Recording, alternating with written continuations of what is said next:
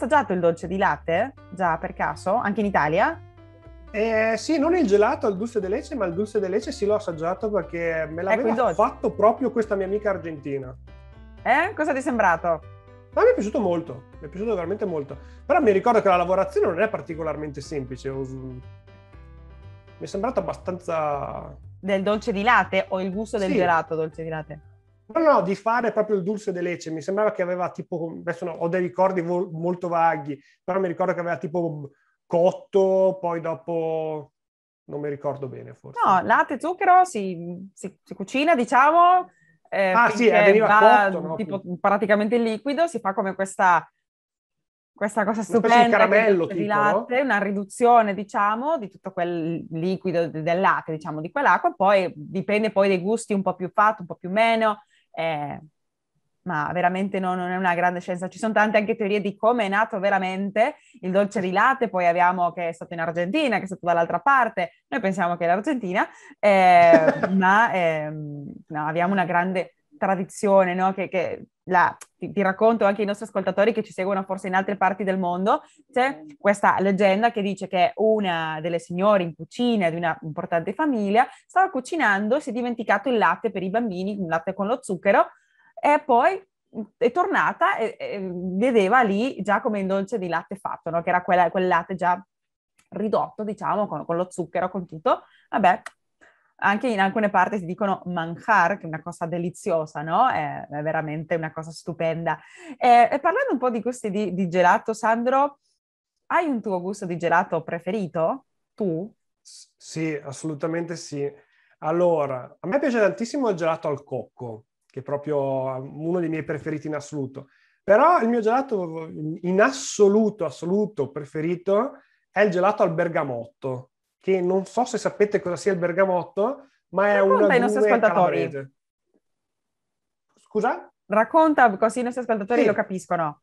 è un limone particolare calabrese che però è veramente molto, molto, molto forte e a me piace tantissimo proprio. Ma è dolce o no? Con il No, gusto per del niente. gelato? No, no, è asprissimo, è veramente molto, molto aspro, però a me piace proprio tanto. L'altro gusto che mi piace molto è il cocco, ma in generale tutta la frutta mi piace. Ecco. E poi tu un classico gusto bellunese della vostra tradizione che consigliereste a un bellunese nel mondo che torna a Belluno o qualche turista? Beh, allora, di sicuro le creme, quindi diciamo la vaniglia tipica di qua, quindi la crema vaniglia, che non so se questo te l'ha detto Fausto o no, ma comunque lo possiamo dire lo stesso agli ascoltatori. E praticamente il gelato, beh, tutta la storia del gelato non ve la sto a raccontare perché sarebbe troppo lungo, però diciamo che la crema gelato dove adesso si fa con latte, panna, uova e appunto zucchero e vaniglie.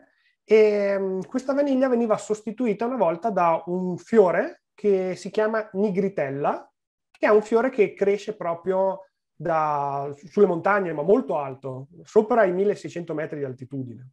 E questo fiore, che tra l'altro fa appunto parte delle orchidee, viene seccato, viene messo in infusione dentro a questa miscela e lascia questo sapore proprio di vaniglia e anche un piccolo retrogusto di cacao ed è buonissimo. Quello secondo me è il gusto proprio che è tipico, tipico, tipico qui delle valli bellunesi. Quello è proprio quello storico, vecchio, antico. Ecco, ma buono saperlo, non conoscevo quella parte, già mi viene voglia certamente di assaggiare. Possiamo trovare quel gusto nella tua, vostra, diciamo, della tua famiglia, la gelateria? Eh, purtroppo ancora no, perché non riusciamo a trovare, non stiamo riuscendo a trovare la coltivazione di questa nigritella, perché essendo appunto che cresce in alta quota, non è più, è una specie protetta, quindi non si può andare a strappare il fiore, È purtroppo. vero. Sandro, so che tra poco parteciperai ad un evento importantissimo per il gelato bellunese, ci puoi raccontare?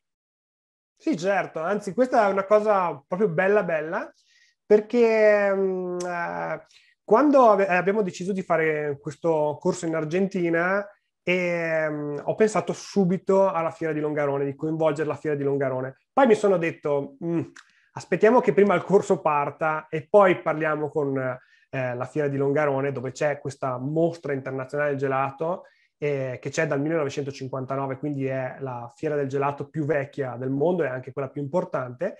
E cosa è successo? Appunto, un mese e mezzo fa mi sono detto, beh, ora che il corso in Argentina lo sto facendo, è partito, ci sono tutte queste istituzioni, posso andare a parlare con la Fiera di Longarone e far vedere che cosa stiamo realmente facendo. E diciamo che ho avuto la fortuna e il piacere di poter parlare con il presidente, il vicepresidente, poi c'era anche il responsabile proprio della mostra internazionale della gelateria e anche l'addetto stampa. E il progetto è piaciuto tantissimo e mi hanno detto, beh, Sandro, devi assolutamente essere presente in fiera. E allora ho detto, sì, sì, volentieri, anche perché così, insomma, possiamo anche coinvolgere, rendere più internazionale la fiera, anche perché diciamo che appunto se lo merita, e ribadisco proprio il fatto di quello che ho detto anche in precedenza, che possono esserci magari anche delle fiere più grandi, possono esserci delle fiere con più persone, potrà esserci quello che si vuole, però la tradizione è una cosa che non si compra, quindi se fanno una fiera in un paese X possono fare quello che vogliono, ma alla storia non ce l'hanno. E quindi mi hanno chiesto di partecipare, parteciperò. Partecipo con questo gruppo di lavoro che appunto da una idea mia e di Davide abbiamo dato questo nome che è proprio questo, che è Dolomiti nel mondo, proprio per il fatto che collaboriamo sia con i bellunesi nel mondo che con i trentini nel mondo e anche con la parte dell'Alto Adige, quindi abbiamo detto vabbè, uniamo tutti quanti. E abbiamo questo gruppo di lavoro appunto dove cerchiamo di valorizzare il territorio e per territorio intendiamo proprio tutto il territorio dolomitico e presenteremo appunto questo corso che stiamo facendo in Argentina anche a altre realtà. Questa presentazione la faremo in diretta streaming proprio la giornata di apertura della fiera, quindi il 28, domenica 28, alle ore 15 italiane, che se non sbaglio sono le 11 da voi in Argentina, Sì. giusto? Ecco, abbiamo ora 4 ore meno, quindi non Sì. farmi fare i conti qui perché Sì, sì. sì, sì, sì, sì, le 11 argentine, sì, sì. E, facciamo questo collegamento direttamente dalla fiera, dove appunto farò uno show cooking, quindi farò in diretta un gelato a una specie di dulce de leche, in realtà è un caramello con panna fatto da uno dei nostri ragazzi che sono nel nostro gruppo di lavoro e saranno presenti appunto i consolati, 5 consolati dell'Argentina, saranno presenti anche istituzioni di altre parti del mondo, mi sembra Canada, Stati Uniti, altre parti del Sud America e Australia, e presentiamo questo corso. Quindi sono molto molto felice perché appunto, come dicevo, è partita questa cosa del corso da un'idea, poi le istituzioni ci hanno creduto, hanno finanziato, la Fiera di Longarone è stata molto felice e quindi speriamo di andare avanti così. Diciamo che devo dire che ho anche avuto la fortuna che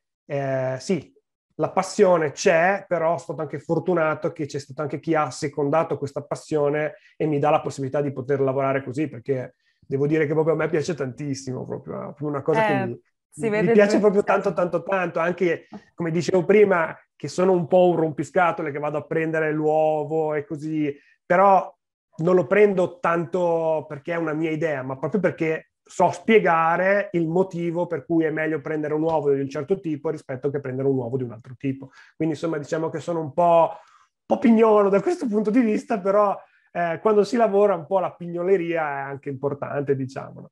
E quindi sì, sarò questa fiera, sono felicissimo, anche perché appunto in questa fiera che in questa occasione presenta la Mostra Internazionale del Gelato, non fa solo la Mostra Internazionale del Gelato, ma farà anche altre fiere, ci saranno fiere dell'agricoltura, dell'arredamento dolomitico e così via, quindi tutto ciò che ha a che fare con le Dolomiti, quindi una cosa che proprio mi piace e mi interessa. Poi appunto è proprio qua in provincia di Belluno, quindi meglio di così. Eh sì, figurati, anche un evento Ci importante. sentiamo proprio a casa.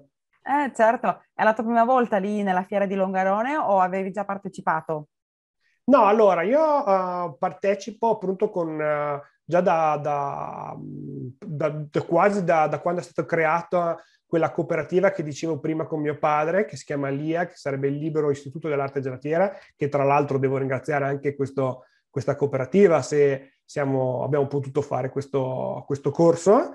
E con l'IAG abbiamo sempre partecipato, abbiamo fatto anche queste manifestazioni come quella che dicevo prima. Sandro, continua a raccontarmi un po' di questa fiera di Longarone. Sì, appunto io non è il primo anno che partecipo a questa fiera di Longarone, ho già partecipato sempre con l'IAG, che è appunto questa cooperativa che abbiamo creato io e mio padre e anche altri insegnanti di gelato proprio per divulgare questa conoscenza del gelato. Però quest'anno è la prima volta che partecipo proprio come Dolomiti nel mondo e quindi con un'esperienza secondo me anche un po' più allargata e quindi non solo del gelato ma anche di altre attività. Per esempio, cioè proprio diciamo con tanti spettri che hanno a che fare con il territorio. Infatti in questa mostra, che chiaramente ha come protagonista il gelato, però non ci sarò solamente io come gelatiere, ma ci sarà anche Francesco Gubert, che è agronomo, che è principalmente specializzato in formaggi, caseificazione e così via. Ed è molto molto interessante questa cosa perché tra l'altro anche l'abbinamento formaggio e gelato è una cosa molto molto molto interessante. E, per esempio anche il semplice mascarpone è un prodotto molto molto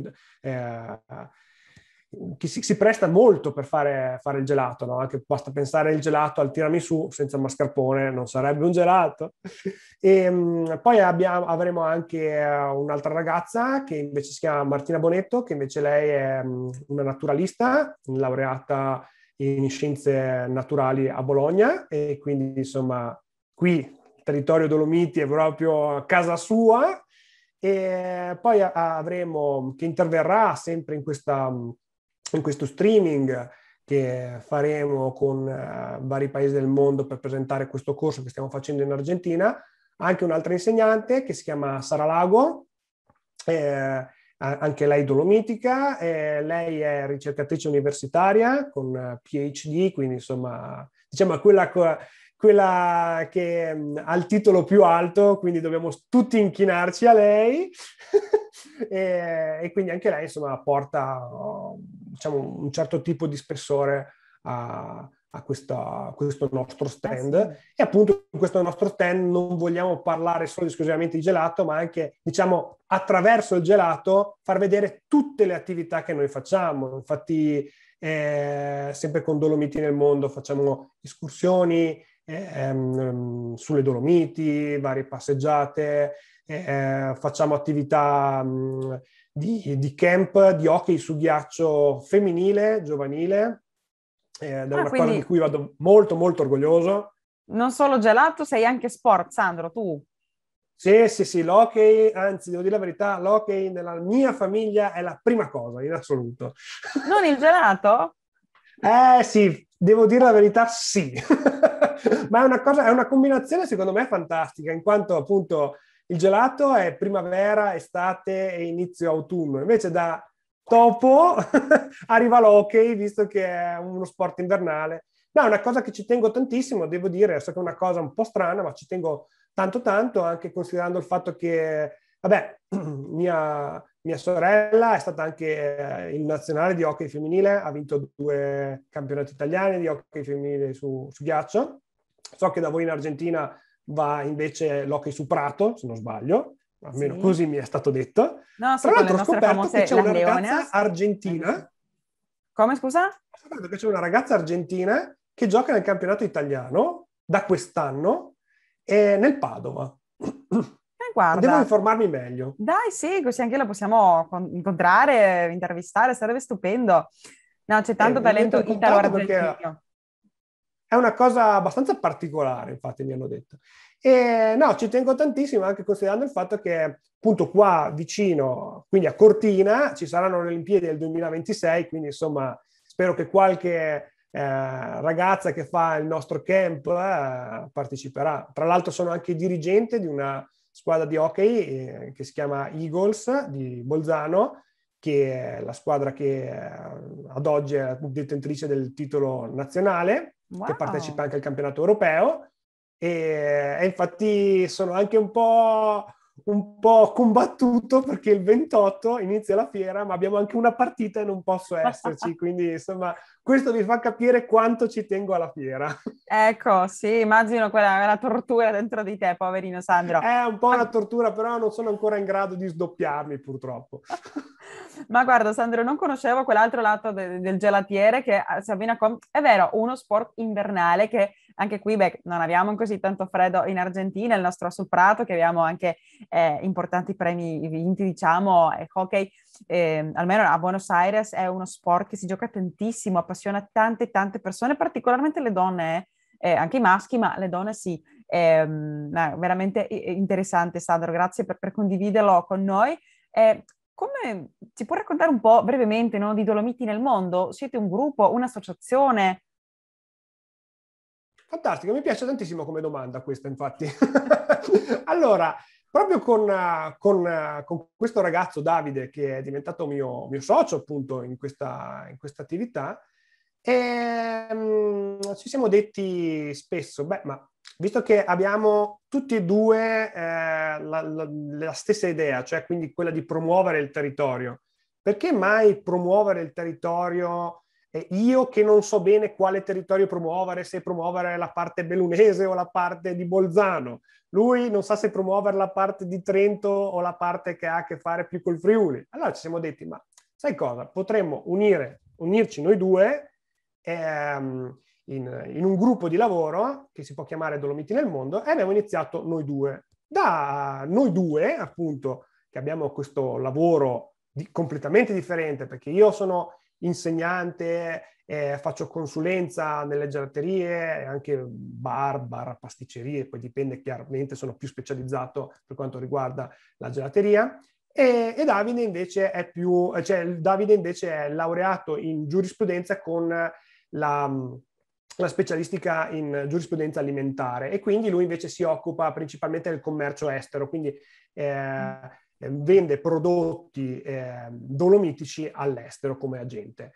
E allora ci siamo uniti in questa idea, e da lì abbiamo conosciuto più persone. Abbiamo conosciuto appunto questo Francesco Gubert, che è agronomo, e gli è piaciuto il progetto e si è unito. Insomma, pian pianino ci siamo uniti tutti quanti, abbiamo unito le nostre forze, anche perché chiaramente io da solo come gelatiere arrivo magari fino a C, non riesco ad arrivare fino alla Z. Stessa cosa Francesco come agronomo riesce ad arrivare magari fino a D, ma invece insieme riusciamo a fare tanti progetti. Infatti abbiamo visto che insomma l'unione fa la forza, non è proprio solo un modo di dire, ma abbiamo visto che è proprio vero.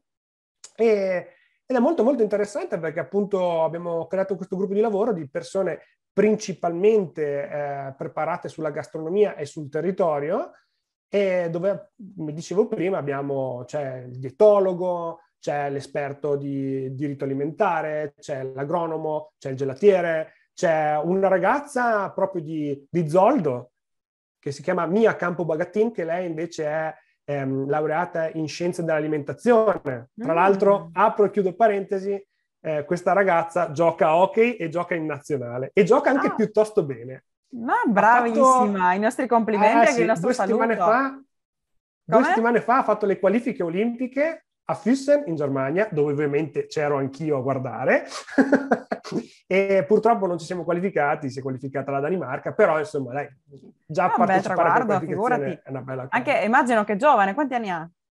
Sì, lei è del 95, è giovane, quindi sì. Fammi i conti, non so. 26 anni. Bene, brava. No, ancora tanta carriera, dai, sicuramente sì. La prossima volta, figurati. Ma Sandro, veramente... E anche lei, bravissima. Sì, uno ti vede veramente molto appassionato di quello che fai, sia col gelato, con lo sport. Veramente ti faccio complimenti, perché è molto emozionante vedere quell'interesse. Rimango un po' curiosa del corso che state facendo qui. Tu dici che fai il corso in Argentina. Ora, a causa un po' della crisi sanitaria, della pandemia, è online, ma tutti questi partecipanti, diciamo, fanno il corso in italiano, in spagnolo, come si svolge o come si svolgeva una lezione tipica, diciamo? Allora, io purtroppo 10 anni fa, quando appunto è venuta la ragazza argentina, avevo imparato un po' di spagnolo, perché nella mia testa c'è sempre il discorso, più lingue sai, con più ragazze puoi provare. E quindi diciamo questo era il mio principio, diciamo, no, vabbè, lasciamo perdere, un po' discutibile, ma vabbè, Ma diciamo che è almeno un impari principio. nuove lingue, diciamo. Cioè, Infatti, però purtroppo non ho più avuto occasione di parlare l'argentino e lo spagnolo e quindi in questo corso qui, devo dire la verità che però per capire capivo sempre tutto e mi hanno aiutato i due coordinatori della Trentina del Mondo, Oscar Menapace, anche se so che si pronuncia in maniera diversa in Argentina, ma evito perché sì, sennò faccio ma figuracce. la comunità italiana lo dirà Menapace, che è anche un nome noto per un classico personaggio qui in Argentina anche. Vabbè, Oscar e quale altro? E l'altro Rodolfo Veronesi, Ah, che cognome sembra sono, Veneto. sì, sono stati due, devo dire la verità, due grandissimi proprio. Cioè, definirli semplici coordinatori è poco, perché senza di loro non si faceva assolutamente nulla. E appunto il corso era, dicevo due frasi, poi mi dovevo fermare e venivano tradotte in spagnolo, poi appunto la fortuna, devo dire la verità, del corso online c'era ho scoperto un aspetto molto molto interessante del corso online, oltre al fatto di poter fare un corso con più persone, perché appunto fare un corso in aula con 80 persone diventa pressoché impossibile. E, sì, infatti penso che sia un po' complicata come cosa. E, la parte delle domande diventa molto molto interessante quando viene fatta online, in quanto appunto io potevo continuare la mia lezione, nel frattempo uno dei due coordinatori leggeva la domanda e poi me la faceva e la Eh ritraduceva. Quindi sì. questa cosa era molto molto interessante perché non veniva interrotta la lezione. Sì, come classicamente uno alza la mano, devi fermarsi. No, Esatto. ha tante potenzialità, veramente una cosa che, beh, penso che rimarrà per tanto tempo. Come è stata la risposta dei corsisti, diciamo, della gente, degli studenti? Ma anche questo, devo dire la verità, mi ha stupito tantissimo perché mi ricordo principalmente proprio Rodolfo che prima dell'inizio del corso mi diceva Sandro guarda che se ci sono 80 iscritti, se già finiscono il corso in 40-45 persone è un grande successo. E invece su 80 persone hanno finito il corso in 80 persone e anche Wow. il corso praticamente, come dicevo, erano 60 ore. Erano 60 ore suddivise in 2 mesi di lezione, suddivise in 2 ore cioè scusatemi, in 3 giornate e ogni giornata prevedeva 2 ore. Avevamo il martedì, il mercoledì e il venerdì, dove il martedì e il mercoledì le lezioni erano un po' come questa intervista, quindi diciamo io parlavo, gli studenti potevano ascoltare, appunto intervenire con domande e così via. Mentre la lezione di venerdì era una lezione asincrona, quindi veniva tutta quanta fatta attraverso la piattaforma Classroom e le persone potevano da lì leggere dei documenti che io mandavo, guardare dei Mm. video e così via, e soprattutto fare i compiti. E nei compiti, devo dire la verità, sono stati proprio bravissimi perché la media è stata mi sembra in tutto quanto del 90 o 91 centesimi, quindi una media altissima Eh come, sì, come voto. da La insegnante te partecipazione lo è stata dico, veramente non è ottima. facile.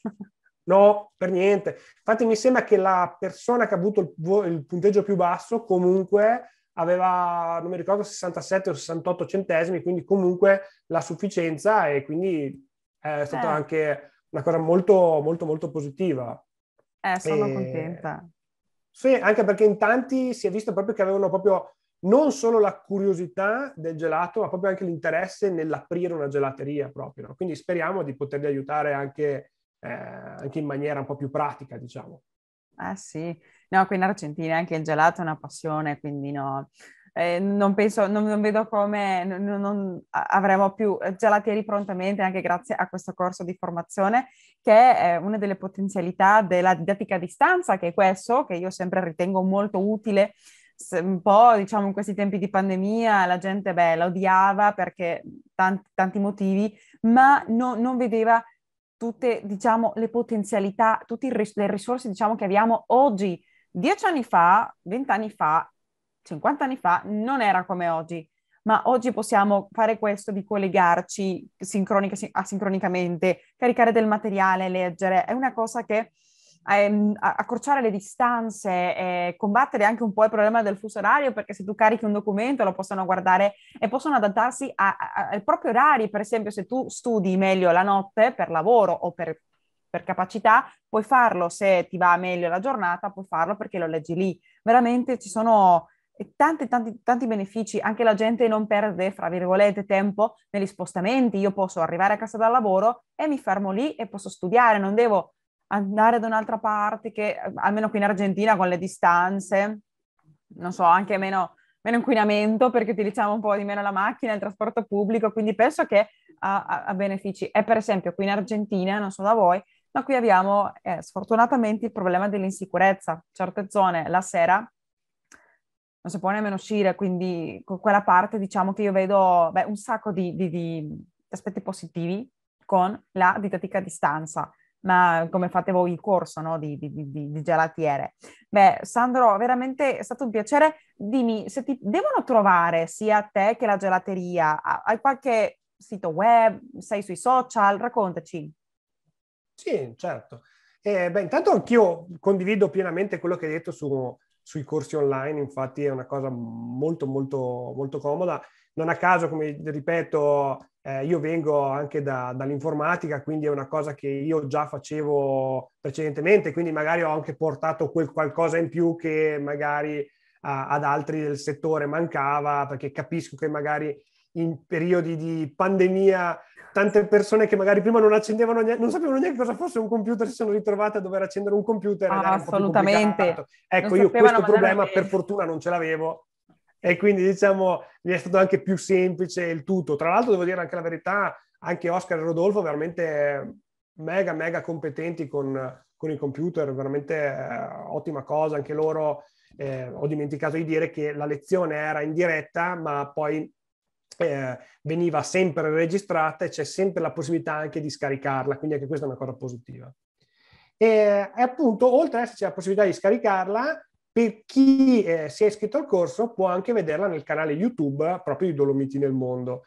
Noi con Dolomiti nel Mondo principalmente lavoriamo appunto proprio per promuovere il territorio, quindi lavoriamo tanto sia sul territorio sia proprio come persone nel portare le persone nella natura, nel parlare dei prodotti, come dicevo, principalmente prodotti enogastronomici, tantissimo il formaggio, dove vengono fatte le cose e così via. E appunto se volete, spero, cercarci, ci trovate proprio su YouTube, cercando proprio Dolomiti nel Mondo. Ci sono tantissimi video proprio fatti qui in provincia di Belluno, anzi devo dire la verità, spero che si tappino le orecchie le altre persone magari del Trentino o dell'Alto Adige. Diciamo che ho preferito fare più video della provincia di Belluno, perché devo dire la verità, io sinceramente preferisco quelle Dolomiti là. Adesso quando tornerò a Bolzano verrò verrò cacciato. Comunque sì, potete trovarci sia su YouTube, su Instagram, su Facebook, anche su Twitter, appena fatto, cercando Dolomiti nel Mondo. Oppure c'è anche il sito www.dolomitinelmondo.com, che per ora è solamente in italiano, tedesco e inglese. Spero che un giorno ci sarà anche in spagnolo. E da poco abbiamo fatto anche un blog dove mettiamo notizie, dove io scrivo di gelato e di hockey, sempre. Immagino anche di informatica, o no? No, beh, informatica ancora no, ci penserò, dai. E questo è Tirato un'idea, così. dolomitinelmondo.blog.com. Mentre per quanto riguarda la gelateria, ci potete trovare o proprio anche direttamente sul sul mio Instagram personale, che è Sandro Molin Pradel, tutto attaccato. Lì su Instagram si vede spesso la mia gelateria, le altre gelaterie che ho avuto, quella di Malta, che mi è rimasta nel cuore, quella in Norvegia e così via. Oppure se volete cercare la gelateria proprio dei miei genitori, quindi proprio quella che ha creato mio nonno, bisogna cercare Gelateria Cadore 1956 su Facebook. Ecco, stupendo. Sì, su Facebook. Quello viene tenuto rigorosamente dai miei genitori, non posso neanche accederci io. No, scherzo. No, ma è importante. Ti dico, sono a volte più bravi di noi. Io penso per esempio anche a mia mamma, che è molto, molto brava col computer, con le reti sociali, quindi guarda. No, stupendo. Beh, Sandro, veramente è stato un piacere parlare con te. Ti ringrazio per il tuo tempo, per la tua disponibilità, per la tua energia, per la tua passione. Vuoi, prima di salutarci finalmente, inviare un saluto per tutti i bellunesi nel mondo, italiani nel mondo che ci stanno sentendo? Sì, certo, assolutamente. Beh, sì, voglio salutare tutti gli italiani sicuramente e ringraziare, ripeto, per la 300ª volta i Comites e anche i consolati, la Trentina nel mondo, la Bellunesi nel mondo, tutti nel mondo, diciamo, li ringrazio tantissimo e tutti quanti gli italiani che ci sono in Argentina e in giro per il mondo, vi ringrazio anche proprio per il fatto che, ripeto, di fatto anche mia mamma è una bellunese nel mondo, in quanto è nata in Belgio da genitori di Zoldo, quindi ci tengo anche per quello. E in più sono anch'io uno che vive in giro per il mondo, un po' a Malta, un po' in Sudafrica, un po' in Norvegia. Adesso sono fermo qui in Italia. Beh, vedremo. Ma sei bellunese per il mondo e nel mondo, quando lo sei. Sì, assolutamente sì. Sempre orgogliosamente bellunese. Ecco, beh, Sandro, grazie mille nuovamente, è stato un piacere. Un grande in bocca al lupo per la presentazione e anche per la fine del corso ma speriamo sentirci nuovamente in un'altra intervista raccontando un po' le novità. Che ne pensi? Volentieri, assolutamente, anzi ci spero proprio, anche perché spero che ce ne siano tante di novità. Ecco sì, anche poi i risultati sia della feria che del corso, devi assolutamente raccontarci. Certo, ecco, beh, volentierissimo. Io ti saluto, ciao Sandro. Ciao Ernestina, grazie a tutti e spero di vedervi presto. Anche noi qui in Argentina o in Italia, quello che accade prima. Anch'io vi saluto a voi cari amici bellunesi nel mondo. Da qui, dalla fine del mondo, vi aspetto prossima settimana e come dice il nostro motto, vicini e lontani, mai soli. Ringraziamo Ignazio dalla Corte Lucio per la musica e il montaggio e Patrizia Lucio alla regia.